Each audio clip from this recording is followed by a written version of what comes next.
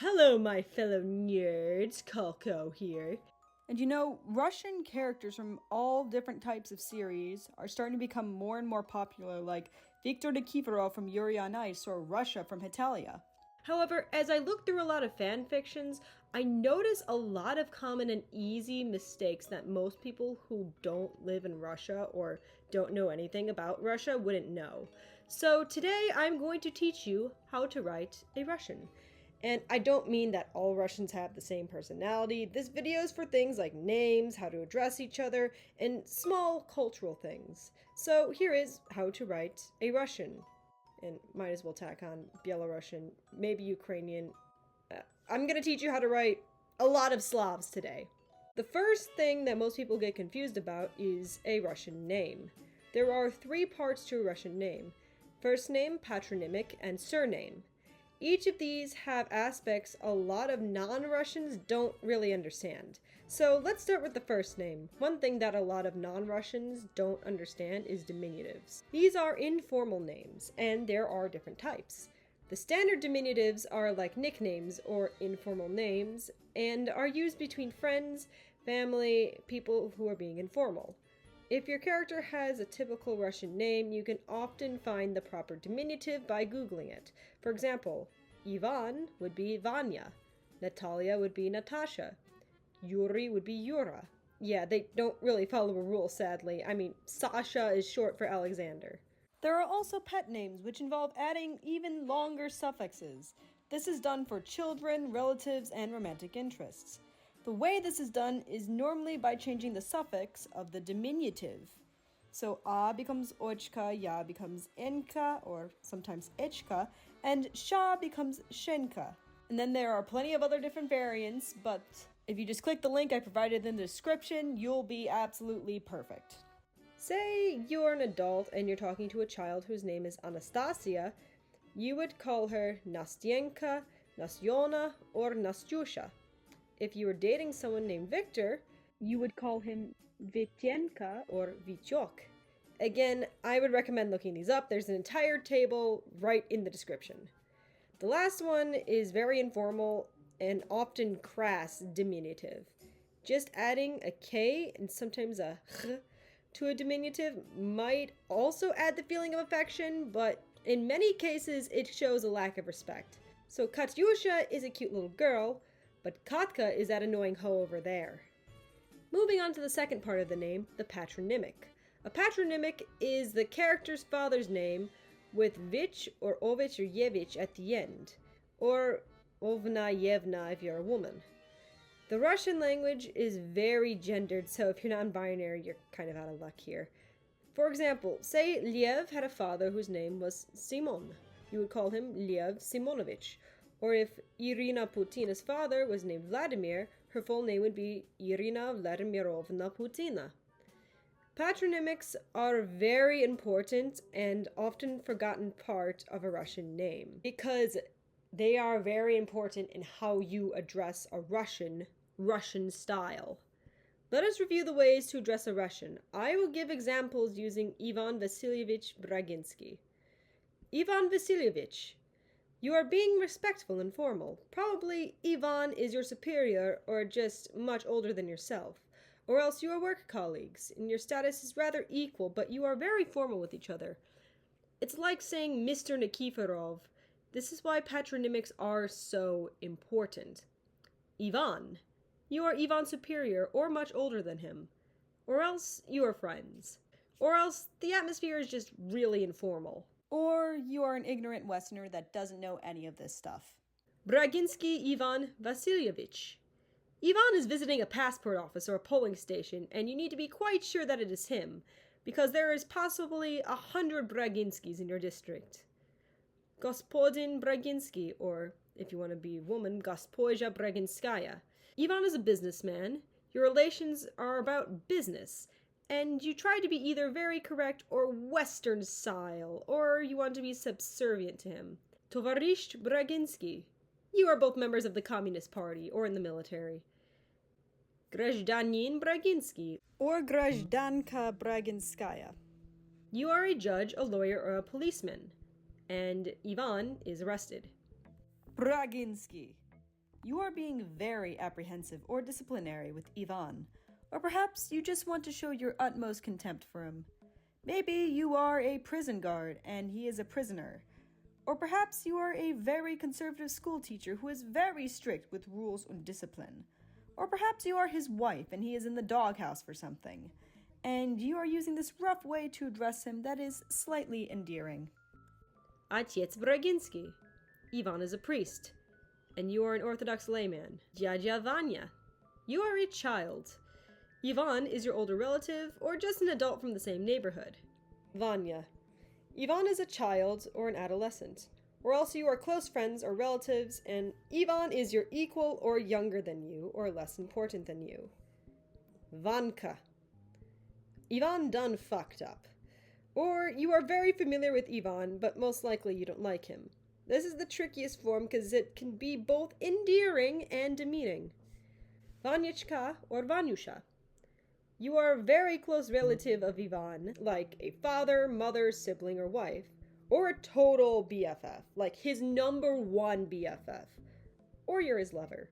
You might also be a colleague trying to be super informal, perhaps flirting with Ivan, or trying to get Ivan to do something for you. Vasilyevich.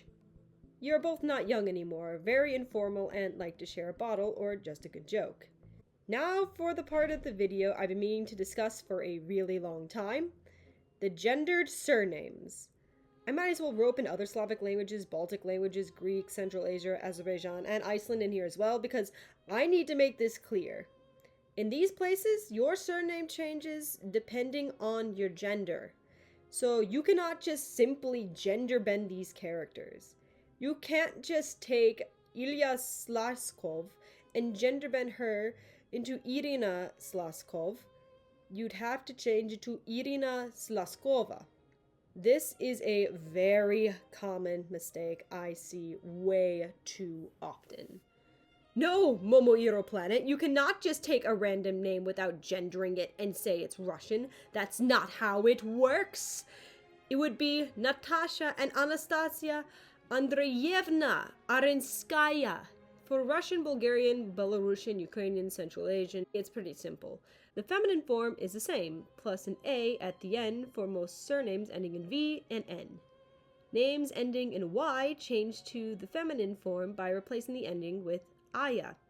So Petrov becomes Petrova, Lenin becomes Lenina, Arlovskaya becomes Arlovsky. It's very simple. You know what? I'm going to throw in the other gender nationalities too.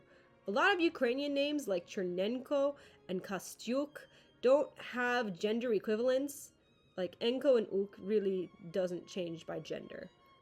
In Greek, the last name of the women is often genitive of the last name of the husband or father. Yorgos Angelakis will be married to Dimitra Angelaki, or Mr. Karpuzis will be married to Miss Karpuzi.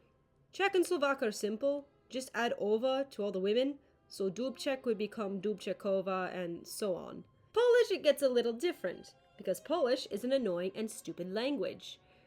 If a masculine surname ends in I or Y, its feminine equivalent ends in A. Surnames ending with consonants usually have no additional female form. Back then, Vich would have an added ova at the end, so Wukashevich would have been Wukashevichova back in the day. But in modern day, it would be both masculine and feminine. Thank God, because no one wants to have a name like Brzezinskivichova. Lithuania and Latvia fall into this as well. All male names, first and last, must end in an S for both of these names. For Latvian, it's simple. All S or is becomes an E for a woman.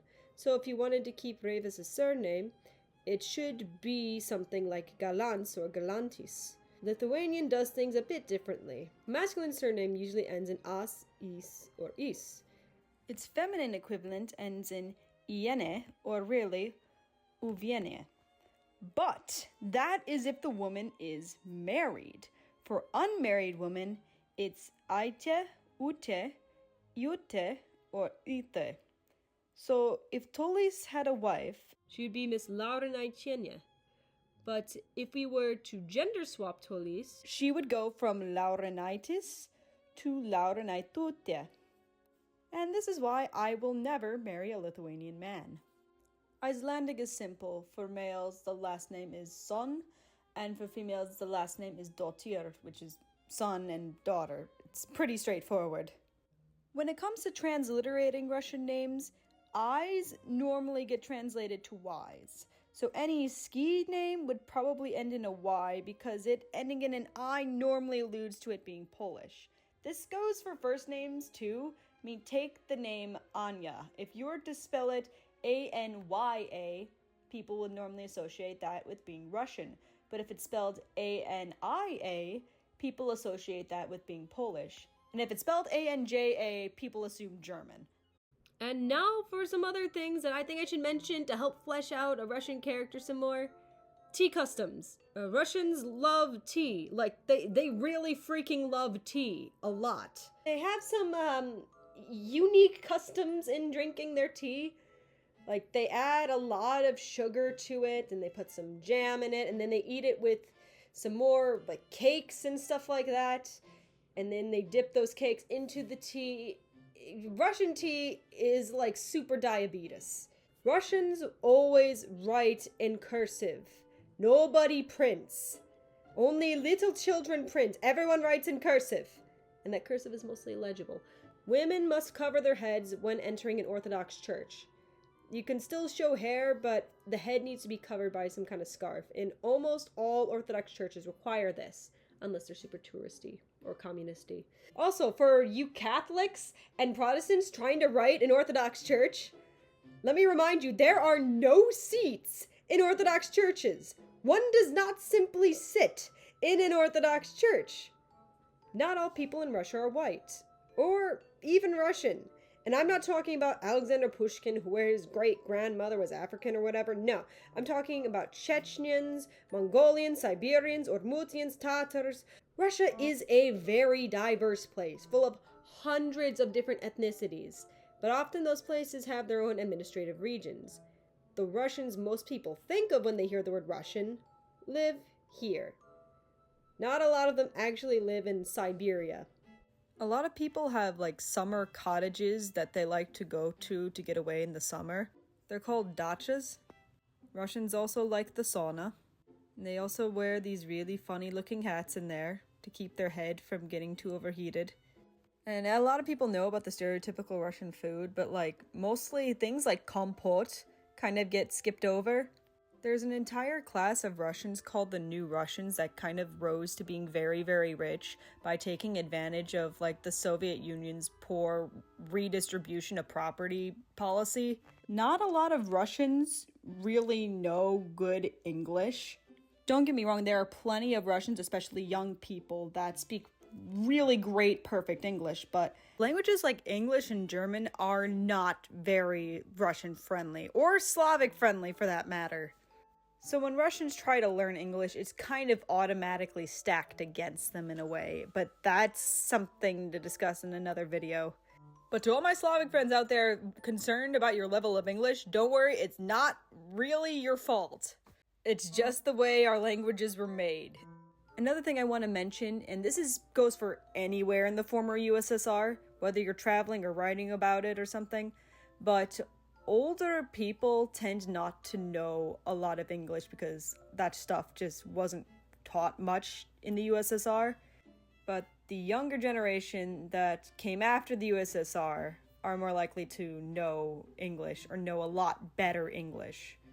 Also, the Russian language is really gendered, so I would not recommend just popping certain sentences into Google Translate and using them in your book. In fact, I never recommend doing that for any language.